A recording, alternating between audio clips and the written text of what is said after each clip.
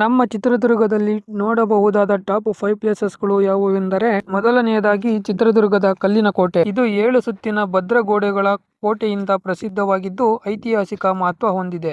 ಇಲ್ಲಿ ಓಬವ್ವನಕಿಂಡಿ, ಕಣಗಲಬಾಗಿಲು ಮುಂತಾದ ದೇವಾಲಯಗಳು, ಐತಿಹಾಸಿಕ ಸ್ಥಳಗಳಿವೆ. ಎರಡನೆಯದಾಗಿ ವಾಣಿವಿಲಾಸ ಸಾಗರ ಅಣೆಕಟ್ಟು. ಕರ್ನಾಟಕದ ಹಳೆಯ ಅಣೆಕಟ್ಟುಗಳಲ್ಲಿ ಒಂದಾಗಿದ್ದು ಮಾರಿಕಣಿವೆ ಎಂದು ಕರೆಯಲ್ಪಡುತ್ತದೆ.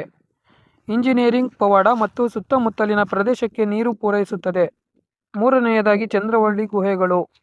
ನಗರದ ಹೊರವಲಯದಲ್ಲಿರುವ ಈ ಗುಹೆಗಳು ಪ್ರಾಚೀನ ಇತಿಹಾಸ ಮತ್ತು ಗುಪ್ತ ದೇವಾಲಯಗಳಿಗೆ ಹೆಸರುವಾಸಿಯಾಗಿದೆ. ನಾಲ್ಕನೆಯದಾಗಿ ಜೋಗಿಮಟ್ಟಿ ವನ್ಯಜೀವಿ ಅಭಯಾರಣ್ಯ.